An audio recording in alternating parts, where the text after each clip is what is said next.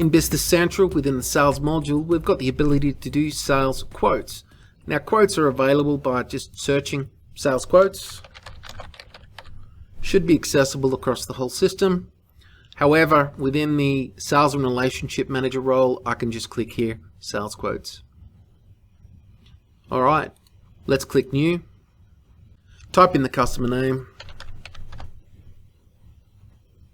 What's their external number? So they've given us a reference, RPQ, request for quote, and they've asked for this to be delivered mid-November, and I can say the due date. This all looks fine, and our reference is this is for sale.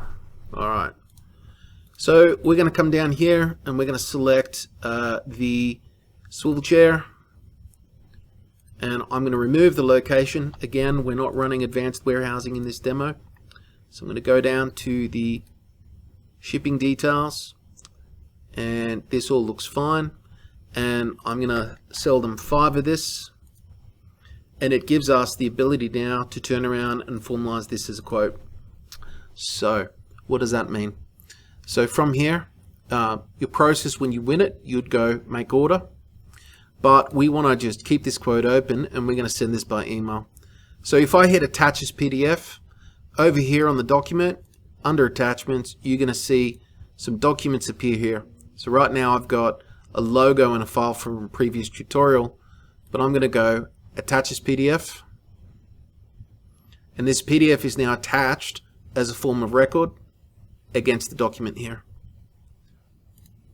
The next thing we can do is we can go print, and in printing this, we can print this to PDF. The template again is a default Business Central template. You can pretty this up to your heart's content, but this is the default in the system. And the last way that you can send this off is by hitting send by email. This is going to pop open an email dialog.